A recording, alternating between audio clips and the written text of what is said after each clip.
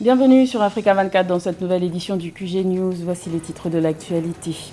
L'arène politique gambienne est en proie à des changements. Le parti NPP du président Adama Barrow a remporté les élections législatives du 9 avril sans parvenir toutefois à obtenir la majorité absolue. Une coalition sera donc nécessaire pour gouverner. Le Sénégal voit ses dotations budgétaires de l'enseignement supérieur doubler en 10 ans. Une enveloppe de 241 milliards de francs CFA a été annoncée pour 2022. L'exécutif sénégalais prévoit par ailleurs une dizaine de mesures pour améliorer ce secteur. Et à peine installé sur le continent africain, le géant mondial des paiements numériques Visa voit grand. L'entreprise ambitionne de mettre l'intelligence artificielle au service du commerce en imaginant le magasin du futur en Afrique, totalement virtuel. Mais tout d'abord, en République démocratique du Congo, le Premier ministre Jean-Michel Sama Lukonde a entamé ce lundi 11 avril une visite à Goma, dans la province du Nord Kivu, à l'est du pays. Le but de ce déplacement, évaluer l'état de siège en vigueur depuis 11 mois dans cette région troublée par des violences armées. Ce déplacement est également l'occasion pour le Premier ministre de préparer la visite du pape François en juillet prochain. La deuxième étape de ce déplacement entamé par le chef du gouvernement congolais est l'Ituri. Rappelons que le Nord Kivu et l'Ituri sont sous état de siège depuis mai 2021. Le paysage politique gambien est en train de changer. Le parti NPP du président Adama Barrow a réussi à renverser la majorité dont disposait l'UDP dans le Parlement sortant lors des élections législatives du 9 avril, mais sans parvenir toutefois à la majorité absolue. Le parti du président gambien devrait donc être obligé de former une coalition pour gouverner. Les explications de Samantha Saberou Saboubanga.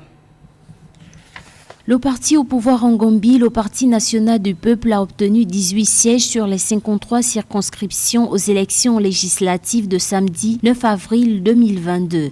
C'est ce qu'a rapporté dimanche 10 avril la commission électorale indépendante de la Gambie. Cette élection législative est une victoire amère, parce que c'est vrai que pour avoir la majorité, il aurait fallu avoir au moins 27 sièges sur les 53 sièges. Le principal parti d'opposition, le Parti démocratique unifié, est arrivé deuxième avec 15 sièges. Les candidats qui se présentaient sous des étiquettes indépendantes ont remporté 12 sièges. Le Parti de la réconciliation nationale en a eu 4. L'Organisation démocratique du peuple pour l'indépendance et le socialisme en a obtenu 2. Et l'Alliance patriotique pour la réorientation et la construction, parti de l'ancien président gambien Yaya Jammeh, en a également eu 2 sièges. Le paysage politique gambien est en train de changer.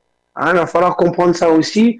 Avec ces candidatures indépendantes, il va falloir comprendre aussi que nous nous dirigeons vers les élections municipales de 2023, avec certainement une nouvelle arène politique qui se dessine pour la Gambie. Selon les observateurs, ce résultat signifie que les partis d'opposition combinés ont vaincu le parti au pouvoir au Parlement. À en croire la commission électorale indépendante, le taux de participation à ces législatives était de 51,2%, beaucoup moins que celui des élections présidentielles de décembre 2021 qui était proche de 90%.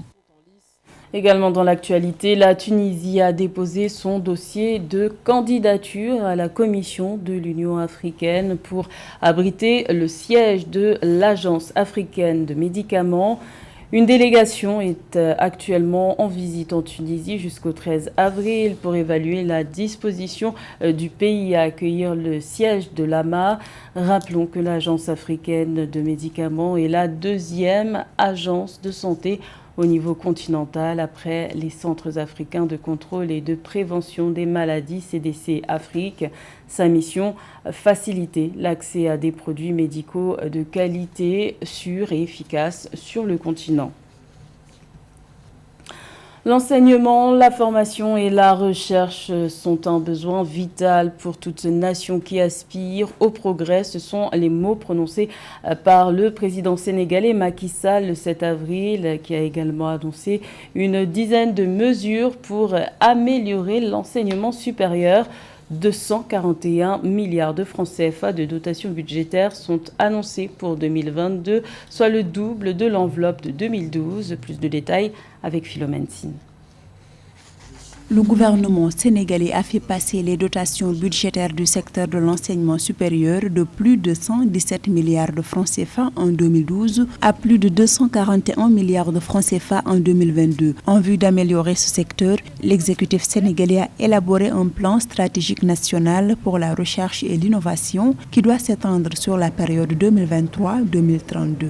D'abord, il faut saluer cette initiative du gouvernement du Sénégal qui vise à améliorer les conditions de recherche et de travail dans l'enseignement supérieur, dans les universités plus particulièrement, et insister sur la nécessité de mettre à jour nos universités, surtout sur le plan de la digitalisation. Le plus important pour nous, c'est de voir d'abord les conditions de la recherche, mais il faudrait qu'il y ait un véritable budget de la recherche. Annoncé par le président Macky Sall, ce programme devrait contribuer à l'amélioration des performances des universités et du renforcement de la gouvernance consensuelle. En effet, l'université sénégalaise reste confrontée à de nombreuses contraintes depuis ces dernières années. Que les universités aussi s'adaptent à la professionnalisation. De plus en plus, la société, les entreprises ont besoin d'agents formés sur le plan professionnel. Et donc, le défi de la professionnalisation des universités, c'était ça aussi le sens du système LMD. Il faut que ce défi soit aussi en ligne de mire. Le chef de l'État sénégalais souhaite également engager une étude prospective sur les flux d'étudiants et améliorer le taux d'encadrement pour la période 2022-2026. En crise depuis quelques années, l'enseignement supérieur cherche à se développer au Sénégal comme partout ailleurs en Afrique. Le Maroc est frappé de plein fouet par sa pire sécheresse depuis près de 40 ans. Conséquence du changement climatique, la gestion hydrique est menacée d'ici 2050. Pour faire face à cette urgence, le gouvernement marocain a mis en place un plan de résilience en faveur de l'agriculture. Près d'1 milliard d'euros ont été mobilisés. Les explications de Nathalie Moreau. À l'horizon 2050, la rareté de l'eau aura un impact marqué sur l'agriculture au Maroc. La sécheresse sera responsable d'une diminution de la disponibilité en eau d'irrigation de plus de 25%, indique le ministère marocain de l'Agriculture. Selon des experts, le tarissement des nappes phréatiques représente déjà un obstacle pour l'atteinte des objectifs agricoles du royaume chérifien. Nous sommes obligés de plus en plus, de réglementer, de rationner l'utilisation de l'eau, de ne pas permettre n'importe quelle production sous prétexte qu'elle est rentable, et encore moins qu'elle est exportable.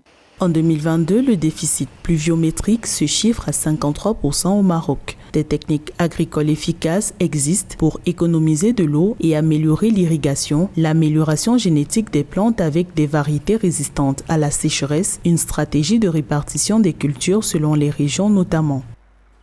Dans le contexte mondial que vous connaissez, si on fait donc comme objectif d'atteindre un niveau d'autosuffisance alimentaire dans certains produits déterminés, et deuxièmement, la préservation des ressources naturelles. Voilà deux objectifs qui me paraissent devoir, aujourd'hui et demain, constituer l'axe directeur de toute politique, de tout choix. La promotion d'une agriculture résiliente et durable au Maroc a bénéficié de près d'1 milliard d'euros mobilisés par le gouvernement en mai-février 2022. Un effort important pour sauver le secteur agricole qui contribue à 14% au PIB du pays. Direction le Kenya à présent, où le géant mondial des paiements numériques Visa a inauguré le 6 avril son premier centre d'innovation en Afrique. Depuis son premier lieu d'implantation à Nairobi, l'entreprise ambitionne de mettre l'intelligence artificielle au service du commerce en imaginant le magasin du futur en Afrique, totalement virtuel. Reportage de notre envoyé spécial au Kenya, Fraternda Kaisenga. Dans le confort de son salon à Nairobi, Olivia Etiang est totalement plongée dans son univers virtuel. Ici, elle peut jouer à ses jeux préférés, visiter des endroits n'importe où sur le globe ou encore commander et payer des articles de son choix après les avoir essayés en utilisant de la réalité virtuelle. Bienvenue au magasin du futur en Afrique, imaginé par Visa.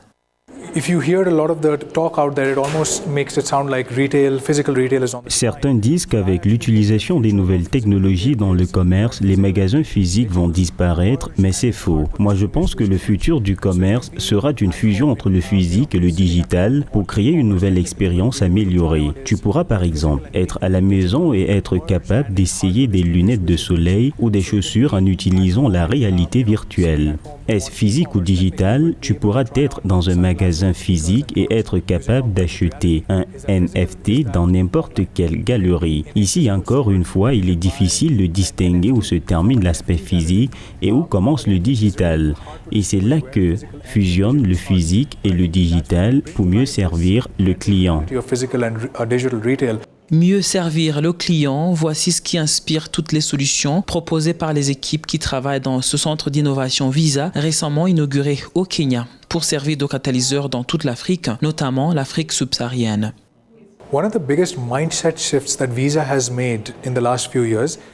L'un des meilleurs changements de mentalité que Visa essaie de transmettre, c'est de se demander quel est le point de départ de l'innovation. Ce n'est pas la technologie, ce n'est pas aussi le produit, ce n'est pas non plus la stratégie, mais c'est en toute honnêteté ce que le client désire ou ce dont il a vraiment besoin. Il faut se demander quels sont ses besoins et ses aspirations pour qu'on se mette à travailler dessus. Donc, avant que mon équipe ne commence à travailler sur une solution quelconque, la première chose dont on tient compte, c'est l'émotion du client. On lui parle pour savoir ses besoins avant de commencer à imaginer le produit. Le commerce du futur, c'est aussi la façon dont les gens vont se mouvoir. Selon Visa, il faut déjà commencer à travailler sur l'automatisation des paiements dans les transports en commun en Afrique. Elle se fait un nom dans la littérature. Elle, c'est la Camerounaise Djaïli Amadou Amal. Inconnue du grand public il y a 2 ans, elle enchaîne les succès depuis qu'elle a remporté le prix Goncourt des lycéens en 2020. L'auteur des Impatientes a été sacré auteur de l'année 2021 en France. Plus de détails avec Roberto Bogbe. Changer les choses par la force de la plume. C'est la ligne de conduite de Djaïli Amadou Amal, une passionnée d'écriture camerounaise qui, il y a encore 2 ans, était une inconnue du grand public français. Aujourd'hui, et depuis qu'elle a remporté le prix Goncourt des lycéens, l'auteur des Impatientes, un premier roman traitant du mariage forcé, du viol conjugal et de la polygamie, n'est plus à présenter. La 3e édition des Trophées de l'édition confirme son ascension en lui attribuant le titre de l'auteur de l'année 2021. Je suis très contente d'avoir obtenu cette distinction, d'être élue autrice de l'année 2021 en France et puis d'être une Africaine aussi. Quelque part, c'est l'Afrique qui gagne. La reconnaissance du travail de Djaïli Amadou Amal fait office de haut-parleur au travail qu'elle mène. Victime elle-même de mariage forcé à son jeune âge, elle a fondé l'association Femmes du Sahel et est par ailleurs ambassadrice à l'UNICEF. Grâce à ces récompenses, elle se satisfait de la prise de conscience que cela suscite dans son pays, le Cameroun, de quoi raviver son envie d'écrire. Je vais continuer à écrire tel que je l'ai toujours écrit. Je vais continuer à défendre les convictions qui me sont très chères. Je pense que le premier rôle de l'écrivain, c'est ça aussi. J'écris pour mon propre plaisir d'abord. J'écris parce que j'ai des causes qui me tiennent à cœur, que j'ai envie de développer dans mes romans. Le gouvernement du Cameroun a décidé de mettre son roman au programme des classes de terminale. Le sujet des violences faites aux femmes est appris à l'école. L'écrivaine espère que les lycéens sortiront changés. Le livre Les Impatientes avait déjà été sacré sous un autre nom, Mounial, les larmes de la patience, par le prix Orange du livre en Afrique en 2019 et qui par la suite a été édité sous un autre titre par Emmanuel Kola. C'était le journal de la rédaction. Merci de l'avoir suivi. L'information continue sur Africa 24.